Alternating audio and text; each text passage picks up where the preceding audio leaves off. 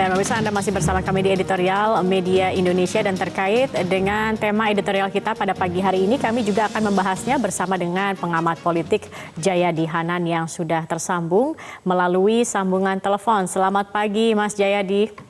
Selamat pagi Zakia. Iya, tema editorial kita pagi ini adalah hak eksklusif presiden. Sebenarnya kalau kita melihat begitu dari kacamata etika politik, apakah memang sebenarnya ini mengajukan nama, kemudian juga memberi rekomendasi? Ini Anda melihatnya bagaimana kalau dari sisi etikanya? Ya boleh aja, tapi kan semua tergantung pada presiden. Begini, dalam sistem presidensial seperti kita ini, membentuk pemerintahan itu haknya presiden. Presiden, dia terserah presiden mau bentuk pemerintahan siapa namanya segala macam kan. Cuma masalahnya presiden itu ketika menjalankan pemerintahan setelah kabinet terbentuk, presiden memerlukan dukungan partai-partai di parlemen. Nah di situ masalahnya itu, sehingga seolah-olah partai-partai itu kemudian sangat diperlukan untuk membentuk kabinet, padahal sebetulnya bukan untuk membentuk kabinet, terlebih kepada untuk menjalankan pemerintahan gitu. Jadi dalam menjalankan pemerintahan itu perlu ada dua strategi biasanya presiden itu. Satu, membentuk koalisi seperti yang kita tahu sekarang. Yang kedua, membangun dukungan berdasarkan kasus-kasus yang terjadi di setiap kebijakan itu. Jadi dia bisa sifatnya untuk kebijakan A, presiden dapat dukungan dari partai B, untuk kebijakan C, presiden dapat dukungan dari partai D, dan seterusnya.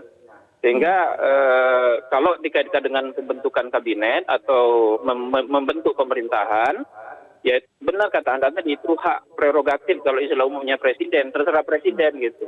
Cuma karena ada keperluan untuk mendapat dukungan itu, ya mungkin presiden memberikan kesempatan kepada partai-partai memberikan nama gitu. Terserah presiden, tapi tidak ada pemaksaan begitu ya, apalagi untuk meminta jatah begitu ya Mas Jayadi ya. Secara etika tidak ada minta jatah kalau dalam sistem presidensil. Membentuk pemerintahan itu hak sepenuhnya presiden. Cuman memang presiden tidak bisa mengabaikan partai-partai. Karena nanti setelah membentuk pemerintahan, presiden kan akan menjalankan pemerintahan itu. Dalam menjalankan pemerintahan itu, misalnya dalam membentuk undang-undang, membuat APBN, kemudian menjalankan program pemerintahan dan diawasi oleh parlemen atau DPR, presiden memerlukan partai-partai. Nah di situ jalan bagi partai-partai untuk tanda kutip secara tidak langsung kemudian terkesan bisa memaksa presiden dalam membentuk kabinet. Baik, selain untuk memberikan rekomendasi, sebenarnya peran apa lagi yang dimiliki oleh partai politik terkait dengan meramu untuk nama-nama kabinet ini sendiri? Perannya harusnya cuma itu ya, cuman kan lagi-lagi tergantung presiden. Presiden mau memberi peran besar atau tidak kepada partai-partai di dalam membentuk kabinet.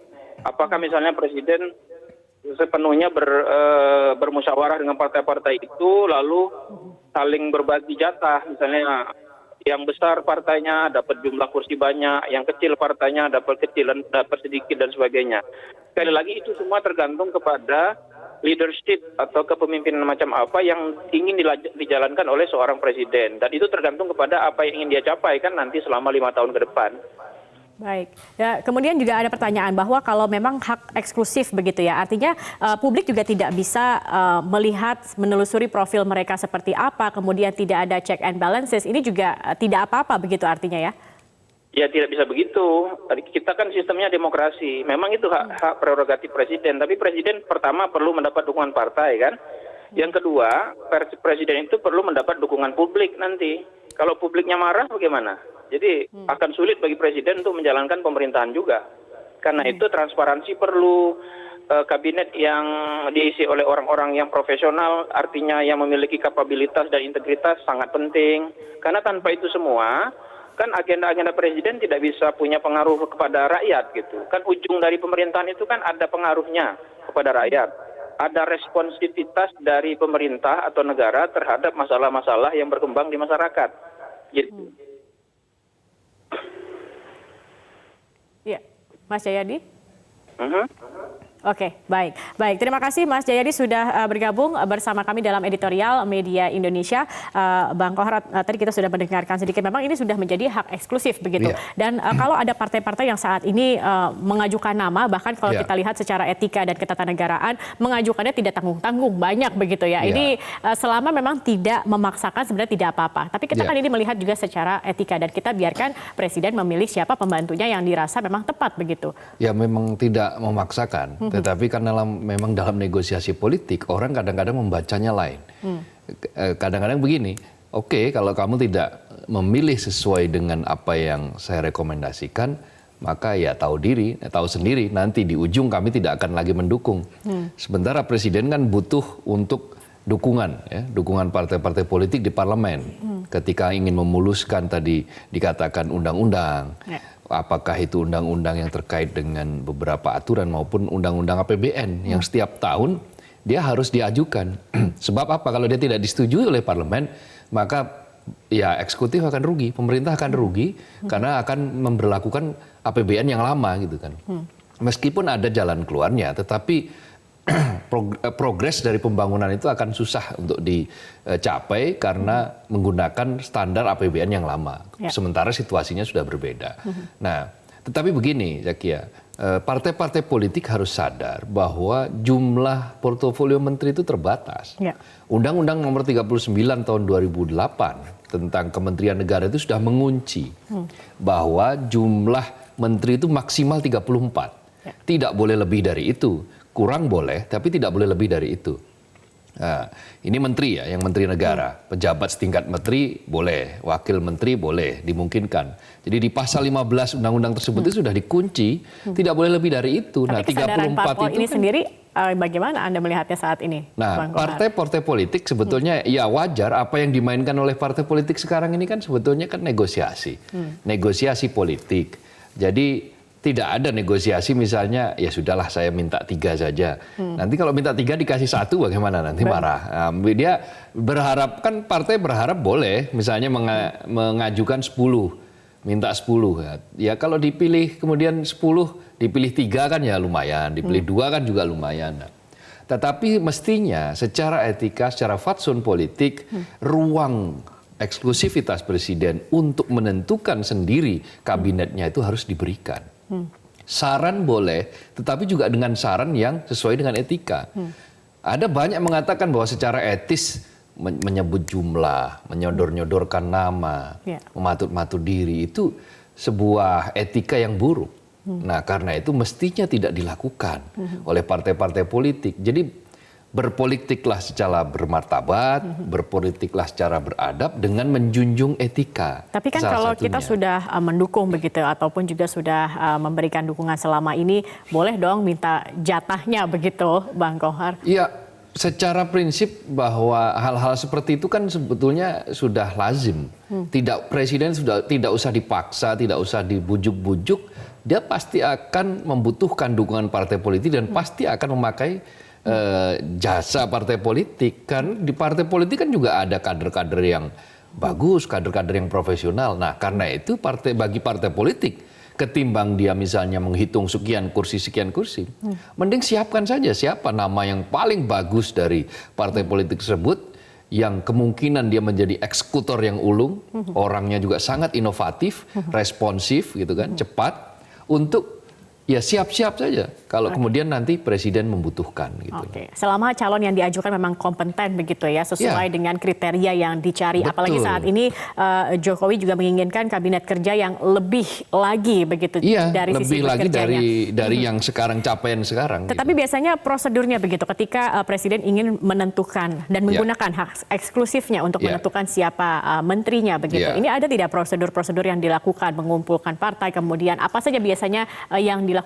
Ya, prosedur itu kan lebih kepada kepatutan saja. Lebih kepada berembuk bagaimana ini baiknya dibicarakan bersama. Tetapi ketuk palu terakhir tetap ada di tangan presiden. Seperti kayak pembentukan kabinet kerja yang pertama kemarin.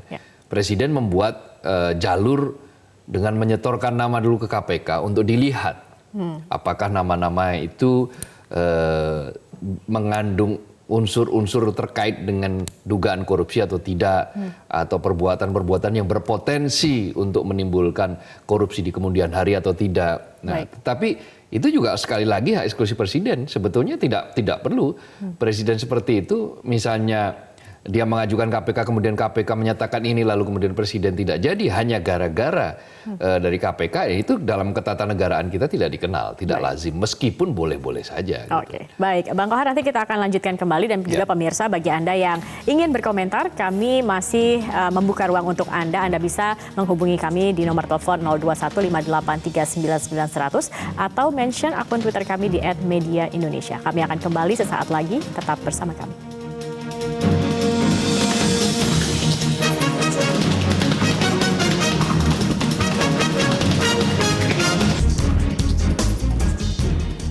Baik, Anda masih bersama kami di Editorial Media Indonesia, dan saat ini sudah bergabung bersama kami dari Bengkulu. Sudah ada Pak Edward. Selamat pagi, Pak Edward.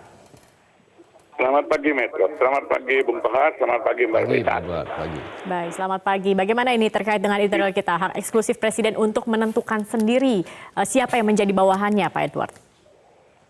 Pak Jokowi sudah legal sebagai presiden terpilih. Itu yang pertama. Yang kedua, kita tidak kepingin menteri-menteri nanti cuma yang tugasnya sebagai pembantu presiden itu jadi membebani tugas presiden. Kita lihat visi dan misi yang disampaikan presiden itu sangat berat untuk membersihkan korupsi, merubah mental, merubahkan sikap-sikap ASN, semuanya yang akan dilakukan itu sangat berat. Itu diperlukan orang-orang yang betul-betul yang seperti dikatakan adalah orang-orang yang sebagai eksekutor. Kita sesalkan ada partai Islam, padahal dalam Islam itu meminta jabatan itu haram, hukumnya nggak boleh. Jabatan itu aman. Kok ini seolah-olah meminta, memaksa, seolah ada penekanan walaupun secara satir dilakukan penekanan presiden. Kita sesalkan hal yang demikian. Kita berharap betul-betul nanti kader yang dipilih presiden itu wakafkan. Jangan seperti yang terjadi kemarin. P3 di samping dia bertanggung jawab kepada presiden, bertanggung jawab kepada ketua partainya, sehingga dalam menentukan jabatan-jabatan di Departemen Agama harus dipengaruhi oleh ketua partai. Nah, ini jangan sampai terjadi. Kita kepingin Indonesia ini maju, kita kepingin Indonesia ini berjalan sesuai dengan aturan yang benar, kita kepingin visi dan misi presiden itu berjalan dengan baik. Makasih. Baik, terima kasih Pak Edward dari Bengkulu. Selanjutnya ini sudah ada penelpon dari Bekasi, sudah ada Pak Isyam. Selamat pagi, Pak Isyam. Selamat pagi, Mbak Zaki Arfan. Iya, selamat pagi. Selamat pagi, Mas Abdul Kohar. Iya, Pak Isyam. Iya, Pak Isyam, bagaimana nih kalau ada parpol yang sudah memberikan nama-nama begitu untuk nantinya menjadi kandidat menteri? Ini Anda melihatnya ya wajar-wajar saja, tidak apa-apa begitu, atau seperti apa nih Pak Isyam? Apa-apa, bukan tidak apa-apa, apa-apa. Persis seperti Pak dikatakan oleh Pak Edward dari Bengkulu tadi, ada hadis riwayat Imam Al-Bukhari bab pemerintahan. Itu Kanjeng Nabi Muhammad melarang orang-orang yang minta jabatan nanti kalau kepilih dipenuhi jadi menteri mamanya tidak akan dirahmati oleh Allah. Itu Pak Edward dari Bengkulu itu benar sekali. Baca hadis riwayat Imam Al-Bukhari bab pemerintahan. Mudah-mudahan MUI dengar ini. Nah, saya terus selanjutnya, alhamdulillah wa syukurillah, kembali negara dan rakyat Indonesia dikaruniai pemimpin yang santun, rendah hati, dan dekat dengan rakyat. Kini tidak ada lagi 0102, tapi adanya 03, Persatuan Indonesia. Dan semoga tidak ada yang menuntut balas budi ingin jadi menteri. Karena tadi seperti katakan Pak Irwan tadi, tidak boleh, nanti tidak akan dirahmati oleh Allah. Baik. Baik, Pak Isyam, terima kasih, kami sudah menangkap maksudnya. Terima kasih sudah bergabung bersama kami, dan selanjutnya kita akan bergabung juga. Ini sudah ada penelpon, ada Pak Ikhwan dari Jember, Jawa Timur. Selamat pagi, Pak Ikhwan. Selamat pagi, Mbak Zakia dan Bang Abdul Kohar. Iya, Pagi, Pak Ikhwan. Silakan, Persoalan Pak Ikhwan. eksklusif bagi seseorang itu menunjukkan kualitas kepribadiannya. Dalam hal ini, kalau seorang pemimpin itu terkait dengan apa yang dinamakan dengan leadership quality, leadership style, leadership morality, dan leadership religiosity. Itu kaitannya dengan itu. Maka kalau seorang pemimpin mau mengaktualisasikan diri, dalam hal ini presiden, sudah barang tentu dia diatur oleh hukum dasar, lalu hukum positif yang berlaku, seperti yang disebutkan oleh Bang Kohar tadi itu. Nah, kalau kemudian ini menyangkut tentang kementerian, yang aneh kemarin menteri itu lucu itu memang itu. Nah, untuk itulah maka sepenuhnya sistem presidensial ini diserahkan pada Pak Jokowi dengan pertimbangan yaitu profesionalisme, kemudian kompetensi, kemudian yang kaitannya dengan moralitas, nasionalisme, patriotisme, yang semuanya itu adalah etika politik Pancasila. Nah, untuk itulah kita memerlukan sebenarnya untuk bagaimana supaya Presiden merepresentasikan diri sebagai melaksanakan amanah rakyat. Untuk itu, kalau orang bicara mengenai semacam GBHN, itu mesti larinya kepada, wah itu Orde Baru. Bukan itu masalahnya. Jadi yang jadi masalah sebenarnya, bagaimana merepresentasikan apakah itu MPR yang akan mengajukan dengan perwakilan, dan itu representasi dari rakyat, dari pendapat rakyat mengenai pembangunan nasional yang berkesinambungan. Nah itu saya kira itu yang jadi pertimbangan utamanya dari Pak Jokowi. Ya, baik Pak Ihwan, terima kasih sudah bergabung bersama kami, tapi kami juga harus mengangkat kembali, ada satu telepon lagi ini dari Magelang, ada Pak Sukarwan yang sudah bergabung juga bersama kami. Selamat pagi Pak Sukarwan. Selamat pagi Metro TV. Selamat pagi. Begini ya, Pak Sukarwan. Begini, pengangkatan menteri, pemberhentian menteri, reshuffle kabinet itu kan hak mutlak presiden dalam sistem kabinet presidensil. Jadi Pak Joko Widodo mestinya sudah punya prinsip-prinsip dasar yang tidak terpengaruh. Kalau mendengar saran sebagai pertimbangan boleh-boleh saja lah, untuk referensi lah, kira-kira begitu. Tapi prinsip dasar hak pengangkatan menteri adalah hak mutlak Pak Joko Widodo. Jadi Pak Presiden tidak bisa dipengaruhi sebetulnya pada dasarnya. Karena salah memilih menteri nanti fatal akibatnya. Ini kan periode terakhir Pak Joko Widodo. Mestinya Pak Joko Widodo akan merupakan dasar yang dikenang presiden selanjutnya, menteri-menteri selanjutnya nanti di pra 2024. Jadi salah memilih adalah fatal. Jadi ini tidak main-main memilih menteri yang periode ini. Jadi tolong, terutama Menteri PDHK nih. Menteri PDHK itu tolong menteri yang tidak mudah membuat kebijakan yang membingungkan anak-anak siswa, orang tua wali murid ini. Pak Muhadjir Effendi ini. Kalau perlu diganti itu Pak Muhadjir Effendi itu. Baik. Terima kasih Pak Sukarwan. Ini sekaligus tadi menumpahkan juga ini unek-uneknya. Iya, baik. Ini kita melihat sudah ada tanggapan-tanggapan yang masuk, Bang Kohar. Tadi yang pertama, jangan meminta jabatan, apalagi ini katanya dilarang juga begitu sebenarnya dalam agama. Ya, maksudnya kalau di dalam Islam kan meminta-minta jabatan itu nggak baik, nggak benar. Jabatan itu amanah. Bahkan ada yang menyebut ya, ketika sebagian sahabat yang menerima amanah itu bukan alhamdulillah tapi innalillah. Innalillahi. Jadi karena betul-betul ini adalah amanat yang berat, maka tidak sembarang orang bisa melakukan itu, dan karena itu sebetulnya tidak layak untuk diperebutkan. Tetapi ya ini kan persoalan politik, domain politik itu negosiasi biasa. Dan berapa meminta, partai apa meminta berapa itu biasa. Tetapi ya tentu saja kita harus tahu bahwa Undang-Undang 39 tadi itu menyatakan sudah mengunci menjadi cuma 34. Nah, nanti kalau ada partai A misalnya minta 10, partai X yang lebih besar misalnya minta 15. Partai lalu ada 5 koalisi masing-masing misalnya rata-rata 15, kan jumlahnya sudah berapa? Sudah 75. Nah, itu kan nanti karena kita akan kembali memutar pendulum sejarah seperti ketika kabinet Dwi Kora dulu. Kabinet Dwi Kora zaman Bung Karno, Dwi Kora 1 itu menterinya 101 jumlahnya. Disempurnakan menjadi kabinet Dwi Kora 2 untuk mengakomodasi berbagai kepentingan, maka jumlahnya menjadi 132. Okay. Ya, meskipun usianya hanya 24 hari itu kabinet, tetapi paling tidak pernah ada dalam jejak sejarah kita memiliki menteri dengan jumlah yang sangat fantastis, 132, gemuk sekali, hanya untuk mengakomodasi kepentingan-kepentingan politik itu. Demi untuk apa? Salah satunya juga untuk mempertahankan kekuasaan waktu itu. Nah, kita tidak ingin melakukan itu, dan Presiden tentu saja tidak ingin melanggar undang-undang karena sudah dibatasi dengan jumlah 34 itu. Nah, partai politik juga harus tahu diri bahwa karena jumlahnya terbatas, belum lagi ini kan harus dibagi dengan kaum profesional. Kabinet kerja yang pertama ini saja jumlah komposisinya itu 40-60. 60%-nya adalah kaum profesional, non partai. Nah, ya. Sementara sisanya adalah profesional dari partai politik yang di-endorse oleh partai politik. Gitu. Ada 15 kursi. Gitu. Baik. Bang Kohar, nanti kita akan lanjutkan kembali. Kita akan menanggapi kembali apa yang tadi sudah menjadi komentar dari para pemirsa. Tetapi kita harus jeda dulu pemirsa. Kami akan kembali sesaat lagi. Tetap bersama kami.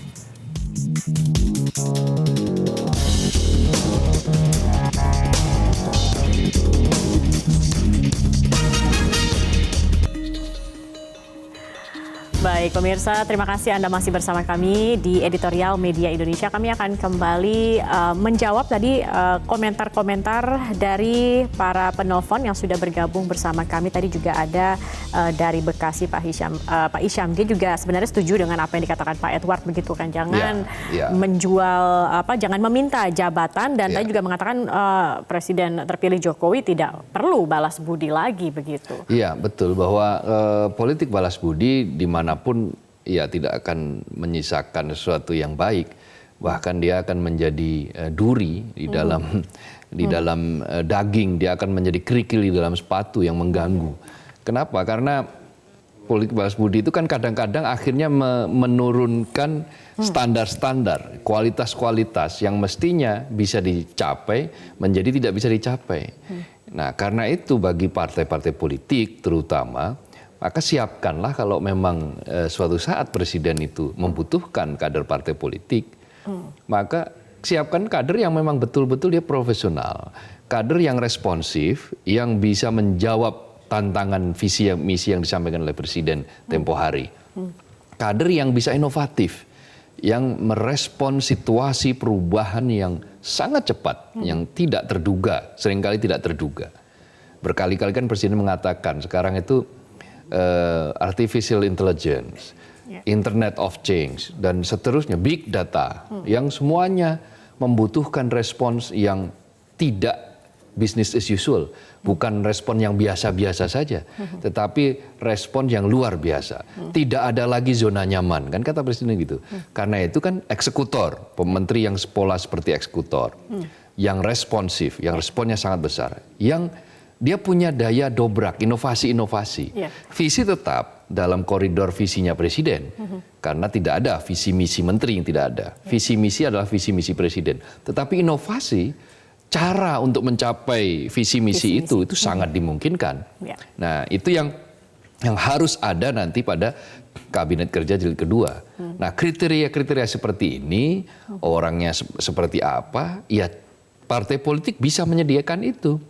Bisa dari kader di dalam partai politik, bisa saja orang dari luar partai politik, tetapi memiliki kualitas, kompetensi sesuai yang dikehendaki oleh Presiden. Ya, artinya juga harus bisa menjawab tantangan global saat ini, apalagi kemarin juga Presiden sempat mengatakan kalau perlu anak muda yang menjadi menteri begitu kan saat ini. Iya, anak muda yang, karena Presiden kan berargumen bahwa biasanya anak muda punya respons yang cepat, punya daya inovasi yang cepat.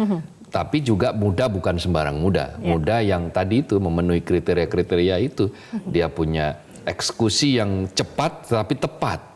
Tidak eksekusinya cepat tetapi ngawur juga sama saja. Itu nanti hanya akan menimbulkan kegaduhan.